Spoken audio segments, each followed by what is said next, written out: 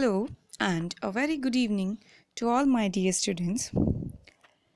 Today we will continue our Keynesian theory of income and employment determination और आज हम Keynes के रोजगार सिद्धांत के निर्धारण के बिंदु को पढ़ेंगे। आज हम देखेंगे what is equilibrium level of income और आउटपुट। हमने उपभोग फलन, बचत फलन, निवेश फलन, समग्र मांग फलन एवं समग्र पूर्ति फलन के बारे में पढ़ लिया। Now we will try to find out at what point the equilibrium level of income or output is decided. किस बिंदु पर आय और रोजगार का निर्धारण होता है। Equilibrium level of income refers to that level of income or output where in the economy as a whole aggregate supply is equal to aggregate demand.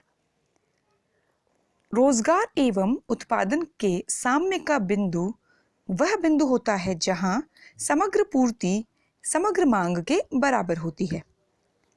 अब हम देखेंगे समग्र पूर्ति क्या है। AS is equals to Y is equals to C plus S, अर्थात समग्र पूर्ति बराबर आय बराबर उपभोग तथा बचत।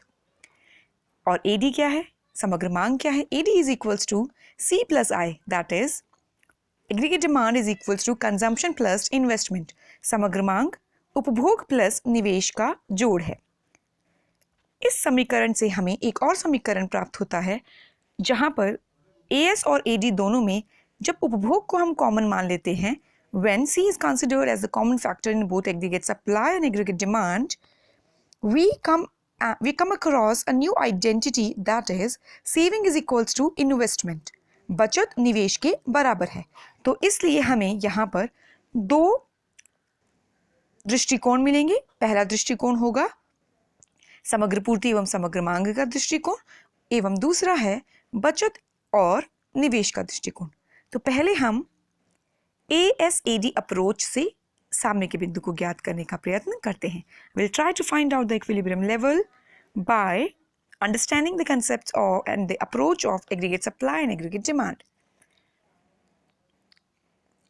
एग्रीगेट सप्लाई वक्र हमने यहाँ बनाया, ऊपर डायग्राम में देखेंगे हम। एक्स अक्षांश पे इनकम है अर्थात आय और वाई अक्षांश पर व्यय। अब हम देखेंगे AD फंक्शन को, समग्र मांग फलन। AD is equals to C plus I. AD function in the Keynesian framework is derived as the summation of consumption function and investment function. Consumption function को लेते हैं। C जो वक्र है बच्चों, that is C is equals to alpha plus MPCY, जिसे हम कहते हैं C is equals to A plus BY।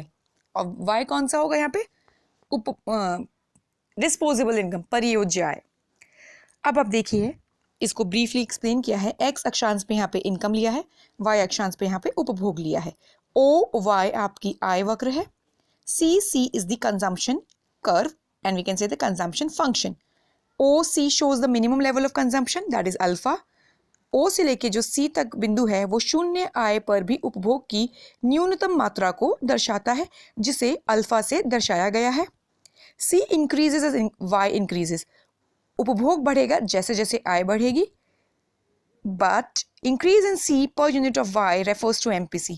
ध्यान देने योग्य बात यहाँ पर है कि उपभोग फलन का जो ढाल है बच्चों, वही मार्जिनल प्रोपेंसिटी टू कंज्यूम है, या जो इसकी दर है, the rate of change of consumption is the marginal propensity to consume. It is the slope of C function. और यही उपभोग फलन का ढाल कहलाता है।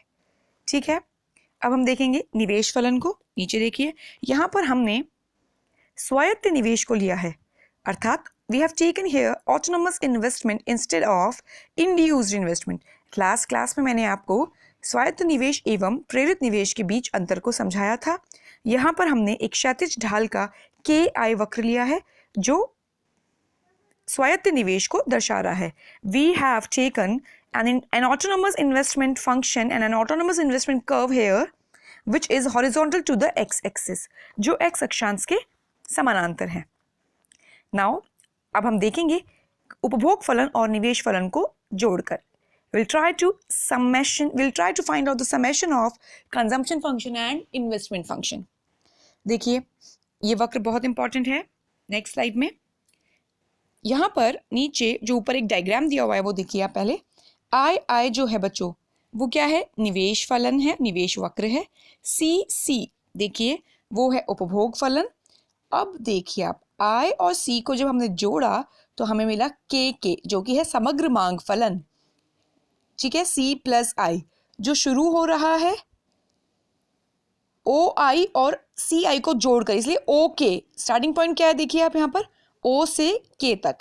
ओके, और समग्र पूर्ति एग्रीगेट सप्लाई हमने मूल बिंदु से 45 डिग्री पर बनाया है। देखिए यहाँ पे मूल बिंदु O point, from the point of origin a 45 degree curve is the aggregate supply curve, and we have find our aggregate demand curve by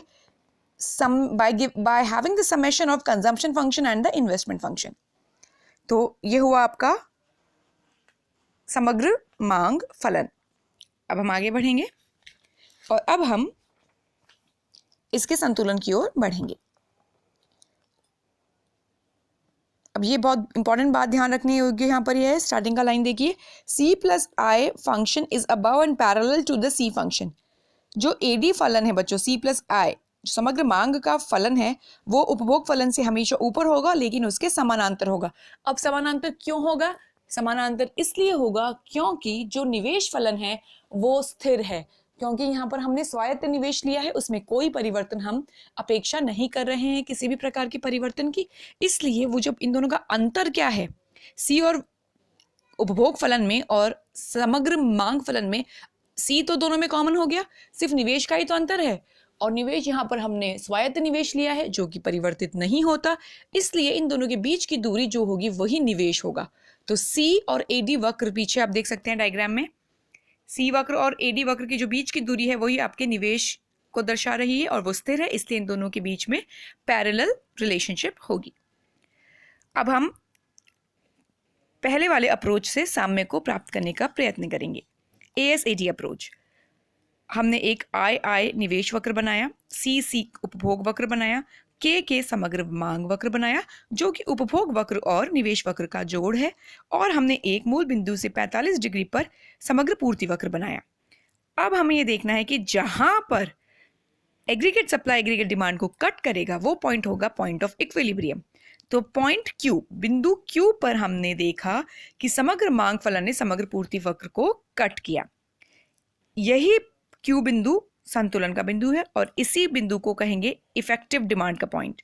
नीचे आप देखिए इनकम आउटपुट और एम्प्लॉयमेंट जो हम नाप रहे हैं एक्स अक्षांश पे, वो कहाँ निर्धारण हुआ, OS बिंदु पर। ठीक है बच्चों, OS, और जो पॉइंट Q है वो है पॉइंट ऑफ इक्विलिब्रियम और इसी को कहेंगे the point of effective demand. प्रभावपूर्ण मांग का बिंदु भी यही बिंदु है। Equilibrium is struck at point Q where aggregate supply is equals to aggregate demand. OS is the equilibrium level of income or output or employment. ठीक है, ये डायग्राम बहुत इंपॉर्टेंट है कीन्स की थ्योरी के डिटर्मिनेशन का, इसे ध्यानपूर्वक देखिए और समझिए। नाउ इसे एक टेबल के रूप में भी हमने समझाया है, एग्जाम्पल है यहाँ पर। लेवल ऑफ एम्प्लॉयमेंट दिया है 0, 10, 20, 30, 40, 50 एवं 60। एग्रीगेट सप्लाई हमने लिया है यहाँ पर 0, 10, 20, 30, 40, 50 एवं 60, और एग्रीगेट डिमांड समग्र मांग लिया है हमने 20, 25, 30, 35, 40, 45 एवं 50। अब हम देखेंगे जहाँ पर AD ने AS को बराबर किया या कट किया वहाँ पर हमारा रोजगार का बिंदु निर्धारण होगा जो कि इफेक्टिव डिमांड का भी बिंदु है। Why there is equilibrium when aggregate supply is equals to aggregate demand? Now a question arises, एक प्रश्न उठता है, क्यों संतुलन का बिंदु वही होता है चाहे समग्र पूर्ति समग्र मांग के बराबर हो? Because in such a situation, all that is produced in the economy is fully purchased. ये इसलिए होता है क्योंकि इस बिंदु पर जो भी वस्तु एवं सेवाएं एक अर्थव्यवस्था में उत्पादित की गई है वे सभी खरीदी जाती हैं या खरीदी जा सकती हैं या खरीदी गई हैं। The producers do not suffer the burden of unwanted supplies or unsold stocks or the loss of unfulfilled demand due to lack of stocks. ठीक है, यहाँ पे ना तो इन्वेंट्री स्टॉक्स होता है, ना अति उत्पादन होता है, ना अल्प उत्पादन होता है। When AS is equals to AD, actual stocks with the producers are equal to the desired stocks with the producers. Very important point here to be noted. ध्यान से देखिए इसको आप। जब समग्र पूर्ति समग्र मांग के बराबर होती है तो प्रोड्यूसर्स उत्पादकों के पास जो उपलब्ध स्टॉक है वो बराबर होता है उत्पादक जितना स्टॉक डिजायर करते हैं अपने पास रखने के लिए उसके। ओके, ये टेबल हो गया, ये हो गया ADAS अप्रोच से है हमारा साम्य। अब हम देखेंगे सेविंग और इन्वेस्टमेंट अप्रोच से हमारा संतुलन। In terms of saving and investment approach in the Keynesian framework, the equilibrium is struck as in the figure 6. ये फिगर आप देखिए नीचे, इसमें हमने x अक्षांश पे इनकम और आउटपुट के लेवल को लिया है और y अक्षांश पे हमने सेविंग और इन्वेस्टमेंट को लिया है, बचत एवं निवेश को।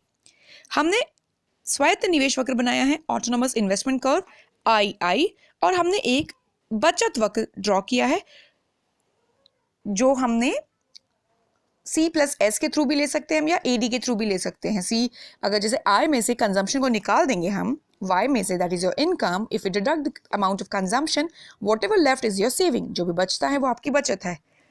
तो हमने उस अकॉर्डिंग यहाँ पर बनाया है एक टेबल, डायग्राम। इसे आप देखिए, Q बिंदु पर देखिए, एट पॉइंट Q बचत जो वक्र है वो निवेश वक्र को कट कर रहा है। अब हम देखते हैं कि इसका टेबल कैसा बना है। Q is the point of equilibrium where saving is equals to investment and equilibrium level of income or output is OL। पीछे जाइए स्लाइड में, OL बिंदु देख रहे हैं आप, ये आय एवं रोजगार के संतुलन का बिंदु है। It is important to note that saving and investment in the context of equilibrium are only ex-ante saving and ex-ante investment. Specifically, these are not ex-post saving and ex-post investment. ये मैं आपको बाद में पढ़ाऊंगी कि ex-ante और saving और ex-ante investment क्या होता है और ex-post। इनको वैसे realized saving और realized investment कहा जाता है, वास्तविक बचत और वास्तविक निवेश। अब इस टेबल को देखिए आप, बहुत इंपॉर्टेंट टेबल है। यहाँ पे हमने इसको प्रॉपरली ड्रॉ किया है, बनाया है। फर्स्ट जो कॉलम है वो इनकम को दर्शा रहा है, सेकेंड कॉलम में हमने उपभोग को दर्शाया है, कंजम्पशन को। अब थर्ड कॉलम में हमने सेविंग को दर्शाया है। अगर हम उपभोग में से कंजम्पशन को माइनस कर दें तो हमें बचत मिल जाएगी। ठीक है, ये देखिए, जब आय 0 थी तो उपभोग 25 था, तो बचत कितनी हुई, -25। जब आय का स्तर बढ़ के 100 हुआ, उपभोग 100 हुआ, बचत 0 हुई। धीरे धीरे आय बढ़ी, उपभोग भी बढ़ा, लेकिन आय की वृद्धि की तुलना में उपभोग में वृद्धि कम थी, इसलिए हमें बचत प्राप्त हुई। और हमने यहाँ पे सेविंग के लिए बनाया है, इनकम में से कंजम्पशन को माइनस करके। इन्वेस्टमेंट का लेवल हमने स्वायत्त माना है, अर्थात ऑटोनोमस इन्वेस्टमेंट, जो स्थिर रहेगा, आय में परिवर्तन के स्तर का इस पर कोई प्रभाव नहीं पड़ेगा। तो ये 75, 75, 75 हर बिंदु पर लिया गया है। अब हम देखेंगे बचत और निवेश, आय के 400 जब स्तर हुआ तब 75, 75, 75 दोनों हुए और दोनों बराबर हुए।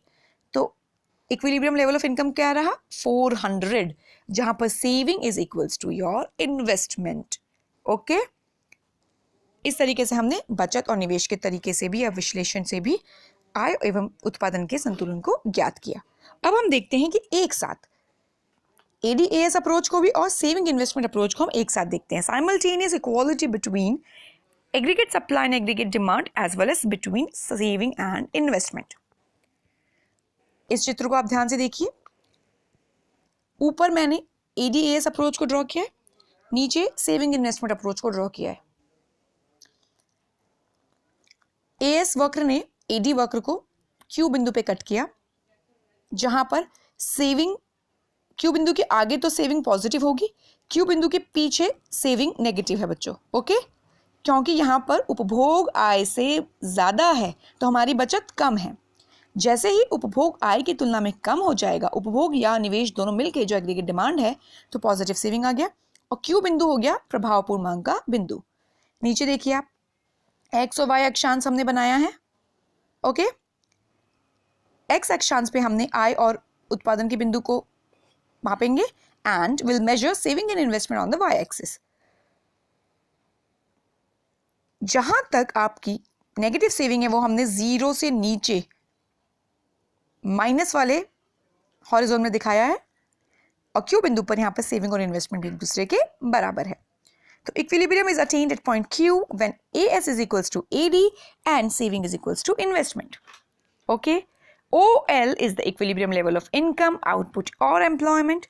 Of course, the equality between AS and AD implies the equality between saving and investment, and equality between saving and investment implies the equality between AS and AD. ये दोनों साइमल्टेनियस है, एक साथ चलेंगे और दोनों में संतुलन से हम आय एवं रोजगार के संतुलन को प्राप्त कर सकते हैं। अब मैं आपको नेक्स्ट क्लास में इनमें डेविएशंस के बारे में बताऊंगी कि कैसे समग्र पूर्ति समग्र मांग में जब विचलन होता है, डेविएशन आता है, या कहें हम बचत और निवेश में विचलन आता है, तो कैसे आय और रोजगार के स्तर को ये प्रभावित करते हैं, और इनके सेल्फ एडजस्टिंग मैकेनिज्म के बारे में भी हम देखेंगे। ये हम नेक्स्ट क्लास में देखेंगे, जिससे आपका कीन्स का रोजगार सिद्धांत पूरा हो जाएगा। Thank you so much for listening to this video.